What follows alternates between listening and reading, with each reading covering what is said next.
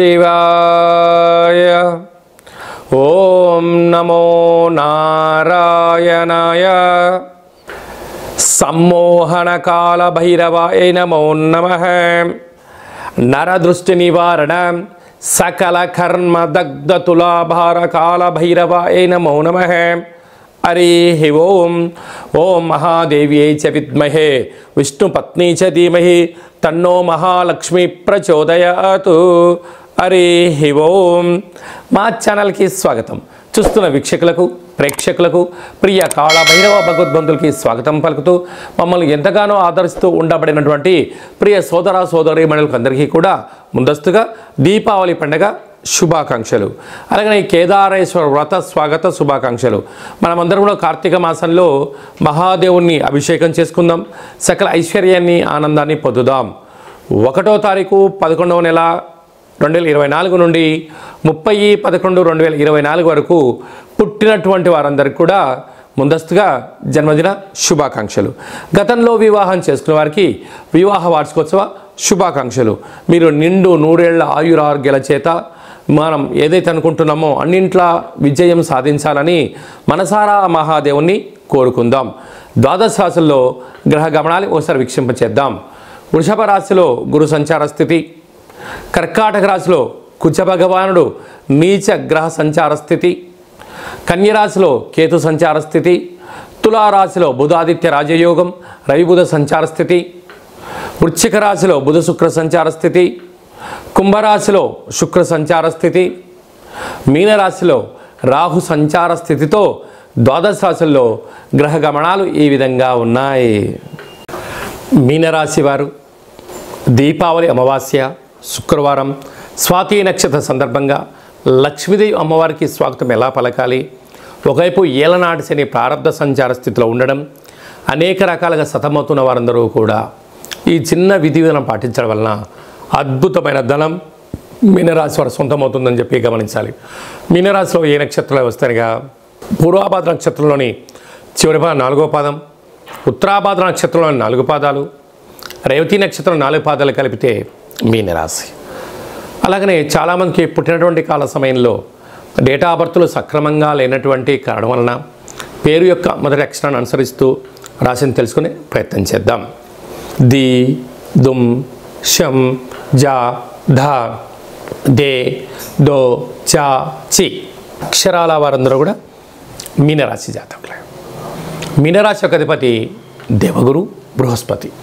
వీరికి ఏలనాటి శని ప్రారంభంలో ఉండడం, వచ్చే దీపావళి లోపల ద్వితీయార్థంలో ఉండడం, రాశిలోనే రాహు సంచారం చేయడము, తృతీయంలో గురు సంచార స్థితి చేయడం, సంతాన స్థానంలో కుజ భగవానుడు నీచభంగ రాజయోగ సంచార స్థితిలో ఉండడం, 7వ స్థానంలో కేతు సంచార స్థితి ఉండడం, అష్టమంలో రవి సంచార స్థితి ఉండడం, భాగ్యంలో బుధ శుక్ర సంచార స్థితి ఉన్నప్పుడు గ్రహాలు అంతగా అనుకూలించట్లేదు అని చెప్పి గమనించాలి. ఇలాంటి కాల సమయంలో ఈ దీపావళి పండుగ రోజున ఇంటి గుమ్మం దగ్గర ఒక ఎర్రటి గుమ్మడికాయను ఛేదింపచేయడం, నిమ్మకాయను కొబ్బరికాయ కొట్టి కూష్మాండ దీపాన్ని ఏర్పాటు చేసుకోవడం, పూజా మందిరంలో విశేషంగా మీ యొక్క జన్మ నక్షత్రం యొక్క ఛాయాచిత్రాన్ని ఉంచుకోవడం, అలాగనే మీరు ఆ యొక్క జన్మ నక్షత్ర మంత్రాన్ని యంత్రాన్ని ఉంచి లక్ష్మీదేవి స్వాగతం కొరకు లక్ష్మీ గవలను గోమతి చక్రాలను ఏర్పాటు చేసుకొని పంచామృతములతో అభిషేకం చేసుకొని ఈ యొక్క సంవత్సరం రాజు కుజుడు అవ్వడం వలన ఆ ఎర్రటి బట్టలో మూట కట్టుకొని సింహద్వారం పైన కానీ లేకుంటే బిరువాలో కానీ ఉంచుకున్నట్లయితే శనిదోషం తొలగి గ్రహయోగం కలిగి మీరు అనుకుంటున్న వృత్తులలో ఉద్యోగాల్లో వ్యాపారాల్లో అన్నింటా మీనరాశి వారు సొంతం అవుతుందని చెప్పి గమనించాలి. కనుక మీ యొక్క జన్మ నక్షత్ర ఛాయాచిత్రాన్ని మంత్రాన్ని యంత్రాన్ని లక్ష్మీ గవలను గోమతి చక్రాలను పూజ చేయించి వీడియో కాల్ ద్వారా చూపించి మీకు ప్రసాదంగా పంపించడం జరుగుతుందని చెప్పి గమనించాలి. కనుక మీనరాశి వారికి అద్భుతమైన రాజయోగానికి స్వాగతం పలుకుదాం, అష్ట కష్టాలకు స్వస్తి పలుకుతామని చెప్పి గమనించాలి. నవంబర్ మాసంలో 1వ తారీఖు నుండి 30వ తారీఖు వరకు ముఖ్యమైనటువంటి పండుగల గురించి క్లుప్తంగా సవివరంగా సంపూర్ణంగా తెలుసుకుందాం. 1వ తారీఖున ఆశ్వీజ మాస బహుళపక్ష అమావాస్య స్వాతి నక్షత్రంతో కూడుకున్నటువంటి శుక్రవారంతో కూడుకున్నటువంటి అమావాస్య, దీపావళి అమావాస్య కనుక మనమందరము కూడా అమావాస్య రోజు పూజ చేసుకోవడం వల్ల మహాలక్ష్మీదేవి అమ్మవారి యొక్క కృప కటాక్ష వీక్షణలు మనందరిపైన ఉంటాయి. కనుక అమ్మవారిని విశేషంగా భక్తి శ్రద్ధలతో పూజ చేసుకుందాం, ఇంటికి సాదర స్వాగతం పలుకుదాం. అదే రోజు నుంచి కేదారేశ్వర వ్రత కార్యక్రమాలు కూడా జరుగుతాయి. కనుక ఆనవాయితీ ఉండబడిన వారందరూ కూడా వ్రతాన్ని ప్రారంభించుకుందాం. 2వ తారీఖున కార్తీక మాస ప్రారంభము, కార్తీక మాస స్నానము, కార్తీక మాస దీపము, ఆకాశ దీపాన్ని వెలిగించుకోవడం, ఉప ఆవాస దీక్షలను మనం మట్టితో చేసినటువంటి పార్థివ సదాశివలింగ ఈశ్వర స్వామివారికి యథాశక్తిగా అభిషేకం చేసుకోవడం వల్ల మనకు మాసాంతమను కూడా మహాదేవుడి యొక్క ఆశీస్సులు ఉంటాయని చెప్పి కోరుకోవాలి. అలాగనే మనకు 3వ తారీఖున భగిని హస్తభోజనము అంటారు. అంటే సోదరిమణులు అంటే ఈ అన్నదమ్ముళ్ళు అక్కా చెల్లెల గృహానికి వెళ్ళి మనసారా వాళ్ళతో మాట్లాడి భోజనం చేసి రావడం వలన మృత్యుదోషాలు, అపమృత్యుదోషాలు తొలగిపోయి అందరు కుటుంబాలు కలిసి మమేకంగా జరుపుకునేటువంటి కార్యక్రమం అని చెప్పి గమనించాలి. అలాగనే మనకు మంగళవారం పూట అనగా మనకు 4వ తారీఖున నాగుల చవితి, అందులో మంగళవారం కనుక మనమందరము కూడా ఉప ఆవాసంగా ఉందాం, పుట్టలో పాలు పోద్దాం, పంచభూతాల ఆశీస్సులు పొందుదాం, సకల సర్పదోషాలు, నాగదోషాలు, చెవిడి, అలాగనే నరాల బలహీనత లాంటి సమస్యలు అనేక 64 రకాల దోషాలు తొలగిపోతాయని చెప్పి గమనించగలగాలి. 9వ తారీఖున అష్టమి శనివారం, కళవు వెంకటేశ్వర అన్నట్టుగా వెంకటేశ్వర యొక్క ఇష్టమైనటువంటి శనివారం, శ్రవణ నక్షత్రం ఒకరోజు రావడం వలన స్వర్ణాకర్షణ కాళభైరవ స్వామి యొక్క పూజలో పాల్గొద్దాం. జీవితాన్ని స్వర్ణమయం, ఐశ్వర్యమయం, ఆనందమయానికి స్వాగతం పలుకుదాం. అలాగనే మనకు 15వ తారీఖున కార్తీక మాస పూర్ణిమ కనుక ఇంట్లో దీపాన్ని వెలిగించుకుందాం, వ్రతాన్ని ప్రారంభించుకుందాం. ఆనవాయితీ ఉండబడిన వారు మంగళగౌరి వ్రతాలు, కేదారేశ్వర స్వామి వ్రతాలు, శ్రీ రమాసహిత సత్యస్వామి వ్రత పూజా కార్యక్రమం చేసుకుందాం. అందరికీ భక్తిని పంచుకుందాం, ధర్మ కార్యక్రమంలో పాల్గొందాం. జీవితాన్ని ధర్మబద్ధమైన జీవితంగా పొంది అద్భుతమైన విజయాన్ని పొందుదాం. అలాగనే మనకి 23వ తారీఖున కార్తీక మాస బహుళ అష్టమి శనివారం మఖా నక్షత్రం రావడం వల్ల స్వర్ణాకర్షణ కాళభైరవ స్వామి యొక్క పూజ చాలా విశిష్టతను, యోగాన్ని కలిగిస్తుందని చెప్పి గమనించాలి. 29వ తారీఖున మాస శివరాత్రి, మహాదేవుడికి అభిషేకం చేసుకున్నట్లయితే మాసాంతము చేసిన పుణ్య ఫలితం కలుగుతుందని చెప్పి గమనించాలి. అలాగనే ఈ యొక్క మాసమంతను కూడా అందరము శివనామస్మరణ చేత, వైష్ణవ నామస్మరణ చేత, ఓం నమో నారాయణ చేత అందరికీ శుభం, జయం, లాభం కలగాలని కోరుకుందాం. అలాగనే స్వామివారి కోసం నిత్యం ధ్యానం సమయాన్ని కూడా కేటాయించుకుందాం. ఈ దీపావళి అమావాస్య రోజున అలాగనే కార్తీక మాస మొత్తం కూడా మనమందరం కూడా పరమ పవిత్రమైన మాసంగా మనం చెప్పుకుంటూ ఉంటాం. కనుక వీలైనంత వరకు ఇంట్లో, దేవాలయంలో అభిషేకం చేసుకొని మానవ ప్రయత్నం చేయండి. అలా కుదరలేనటువంటి వారికి మన యొక్క దేవాలయంలో 12 శివలింగములకు, సహస్ర నర్మదా సదాశివలింగేశ్వర స్వామి వారికి, 1,00,000 రుద్రాక్షల మహాదేవుడికి విశేషంగా అర్చన, అభిషేకము, హోమ కార్యక్రమాలు ప్రత్యక్ష ప్రసారం చేయించడం జరుగుతుంది.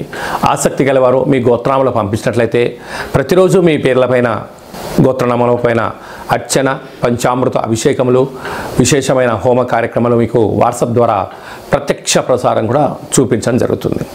అలాగనే చాలామందికి గోకర్ణ క్షేత్రం వెళ్ళాలి, ఆ యొక్క ఆత్మలింగాన్ని దర్శించాలి, ఆత్మలింగానికి అభిషేకం చేసుకోవాలి అనుకుంటున్న వారందరికీ కూడా ఒక సువర్ణ అవకాశం. గోత్రనామాలు మీరు పంపించగలిగినట్లయితే గోకర్ణ నక్షత్రంలో మీ యొక్క గోత్రనామాల చేత అభిషేకం చేయించి మీకు ఆ యొక్క ప్రసారాన్ని కూడా మీకు దర్శనం కలిగించే ఏర్పాట్లు చేయడం జరిగింది. మరొక సువర్ణ అవకాశం ఏమిటయ్యా అంటే కాశీ క్షేత్రంలో మహాదేవుడికి రుద్రాభిషేకం కానీ, గంగా నదిలో అభిషేక కార్యక్రమాలు కానీ చేయించుకోవాలి అనుకుంటున్న వారందరికీ కూడా ఇదొక సువర్ణ అవకాశం.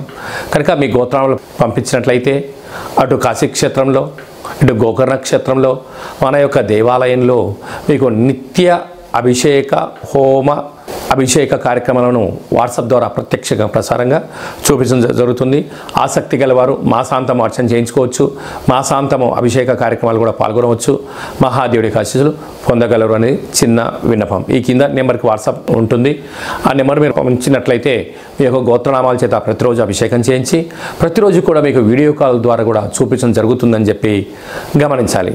అలాగనే ఈ యొక్క కార్తీక మాసంలో ఆ యొక్క ఆశ్వీజమాస అమావాస్య సందర్భంగా మహాలక్ష్మీదేవి అమ్మవారిని ఇంటికి మనం స్వాగతం పలకాలి అన్నట్లయితే ఈ యొక్క పాత్ర కంచు పాత్ర అంటారు. అందుకే కంచు మోగినట్టు కనకమ్ము మోగదు గదరా సుమతి అన్నట్టుగా ఉంటుంది. ఈ యొక్క పాత్ర యొక్క విశిష్టత ఒకసారి తెలుసుకుందాం. ఇలా ఒకసారి శబ్దం చేస్తే ఓంకార శబ్దం రావడం జరుగుతుంటుంది. పరమేశ్వరుడు ఓంకార శబ్దానికి అతీతుడు. అనగా ఓంకార శబ్దం ఎక్కడైతే ఉంటుందో మహాదేవుడికి ఆశీస్సులు ఉంటాయని చెప్పి గమనించాలి.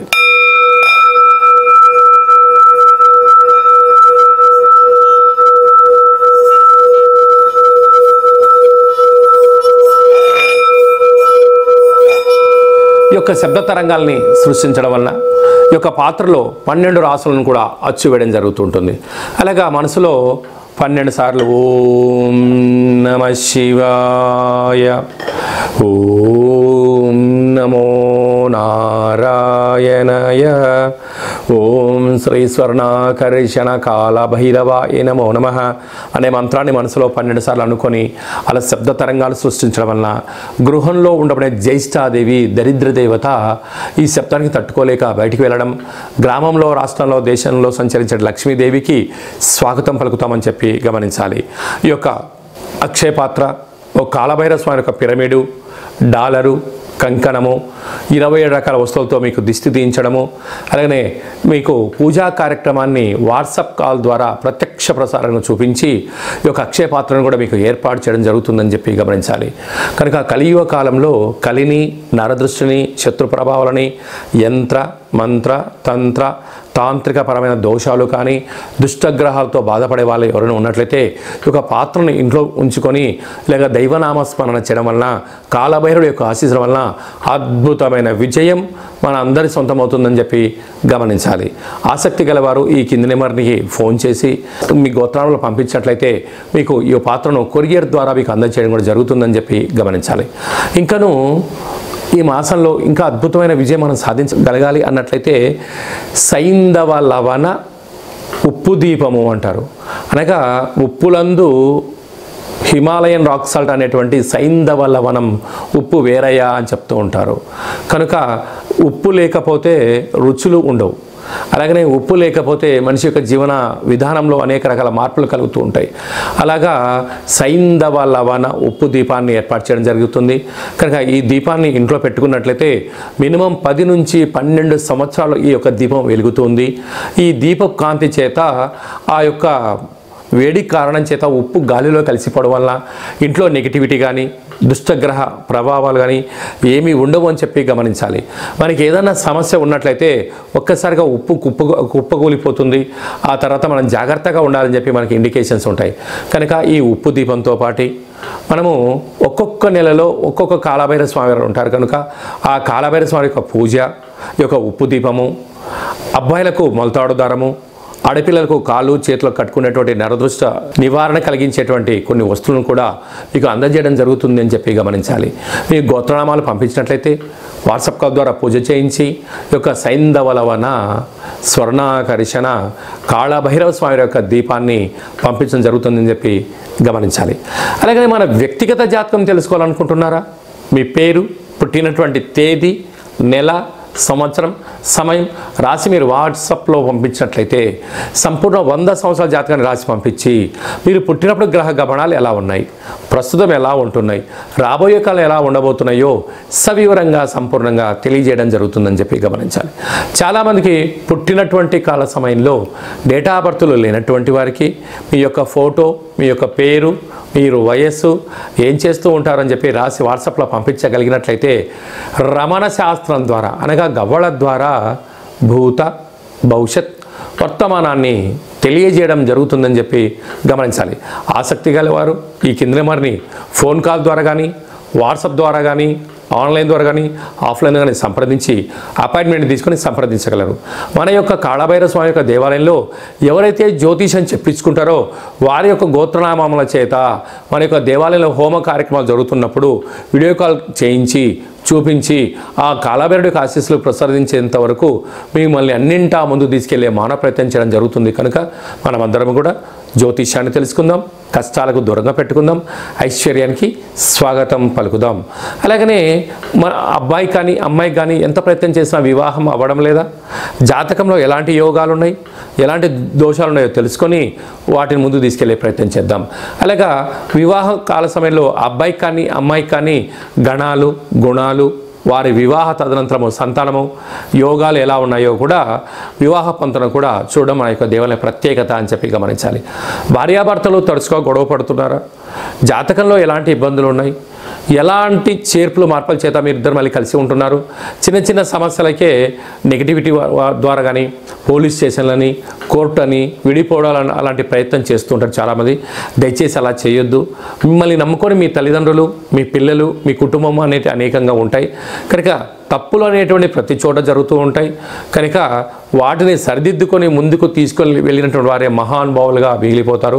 కనుక మీ యొక్క జాతకంలో అలాంటి ఏమైనా ఇబ్బందులు ఉన్నట్లయితే ఈ కింద నెంబర్ మీరు సంప్రదించినట్లయితే శ్రీ పార్వతీ పరమేశ్వరులు, లక్ష్మీ సమేత వెంకటేశ్వర స్వామి వారు, బ్రహ్మ సమేత మహా సరస్వదేవ అమ్మవారు ఎలా కలిసి ఉంటారో అలాగే మీరు కలిసి ఉండడానికి ఆధ్యాత్మిక సలహాలు సూచనలు ఇవ్వడం కూడా జరుగుతుందని చెప్పి గమనించాలి. అలాగనే చాలామందికి వాస్తు జ్యోతిష్యం తెలుసుకోవాలి, నేర్చుకోవాలి అనుకుంటున్న వారందరికీ కూడా మన యొక్క దేవాలయంలో జ్యోతిష్యం నేర్పించబడును. చాలామందికి కాళభైరవ మంత్రాన్ని ఎలా సాధన చేయాలి, మంత్రాన్ని ఎలా ఉపదేశించుకోవాలనుకుంటున్నారు వారందరికీ కూడా మన యొక్క దేవాలయంలో 12 మాసాలలో 12 రకాల కాళభైరవ స్వామి ఉంటారు. ఒక్కొక్క నెలలో ఒక్కొక్క కాళభైరవ స్వామి ఉంటారు. వారి యొక్క మంత్రాన్ని మీకు ఉపదేశించడం జరుగుతుందని చెప్పి గమనించాలి. అందరికీ శుభం, జయం, లాభం జరగాలని కూడా కోరుకుందాం. అలాగా మీకు పుట్టినటువంటి చిన్నపిల్లలకు ఎలాంటి పేర్లు పెట్టాలి, ఆధ్యాత్మిక నామాలు ఎలాంటి నామాలు పెట్టుకోవాలి, ఆ పేరు యొక్క పరిస్థితిని బట్టి వారి యొక్క పిల్లల యొక్క భవిష్యత్తులు తల్లిదండ్రుల యొక్క తలరాత మారుతుందని చెప్పి గమనించాలి. మీకు పుట్టినటువంటి పిల్లల యొక్క డేట్ ఆఫ్ బర్త్లు పంపించినట్లయితే అద్భుతమైనటువంటి మంచి భగవత్ నామాన్ని మీకు రికమెండ్ చేయడం జరుగుతుందని చెప్పి గమనించాలి. అందరికీ శుభం, జయం, లాభం జరగాలని కోరుకుంటూ ఆశీర్వచనం. అలాగనే ఈ కార్తీక మాసంలో కాళభైరవ స్వామి వారికి కూష్మాండ దీపం వెలిగించాలి అనుకుంటున్న వారందరికీ మన దేవాలయంలో మీ గోత్రాలతో దీపం వెలిగించడం జరుగుతుంది. కాళభైరవ స్వామి యొక్క ముడుపు కట్టడం జరుగుతుంటుంది. కాళభైరవ హోమం ఏర్పాటు చేయడం జరుగుతుంటుంది. కనుక ప్రతి మాసంలో ప్రతిరోజు మన దేవాలయంలో అద్భుతమైన పూజా కార్యక్రమాలు జరుగుతూ ఉంటాయి. ఆసక్తి గల వారు గోత్రనామాలు పంపించగలిగినట్లయితే ఈ యొక్క పేర్ల పైన గోత్రంతో పూజ చేసి మీకు ప్రసాదాన్ని కొరియర్ చేయడం జరుగుతుందని చెప్పి గమనించాలి. అందరికీ ఆశీర్వచనం. ఓం ఈశాన సర్వ విద్యానాం ఈశ్వర సర్వభూతానాం బ్రహ్మాధిపతి బ్రహ్మణోధిపతి బ్రహ్మ శివో మే అస్తు సదా శివోం. శతమానం భవతి శతాయు పురుష సతేంద్రియ ఆయుష్యేవేంద్రియే ప్రతిష్టతి. ధనం ధాన్యం బహుపుత్రలాభం శత సంవత్సరం దీర్ఘమాయు. సర్వే జనా సుఖినో భవంతు. లోకా సమస్తా సుఖినో భవంతు. సర్వం కాళభైరవ దేవతార్పణమస్తు. ఈ వీడియో మీకు నచ్చినట్టయితే లైక్ చేయండి, షేర్ చేయండి, భగవద్బంధులకి, మిత్రులకు, స్నేహితులకు చేరవేయండి. హిందూ ధర్మాన్ని కాపాడండి. మా ఛానల్ సబ్స్క్రైబ్ చేసుకున్న తర్వాత ఈ వీడియోను 10 మందికి పంపించి అలా లైక్ చేసి హిందూ ధర్మాన్ని కాపాడుకునే ప్రయత్నం చేయడం వలన కాళభైరవ స్వామి ఆశీస్సులు మీ మీద ఎప్పుడూ పుష్కలంగా ఉండాలని కోరుకుంటూ ఆశీర్వచనం.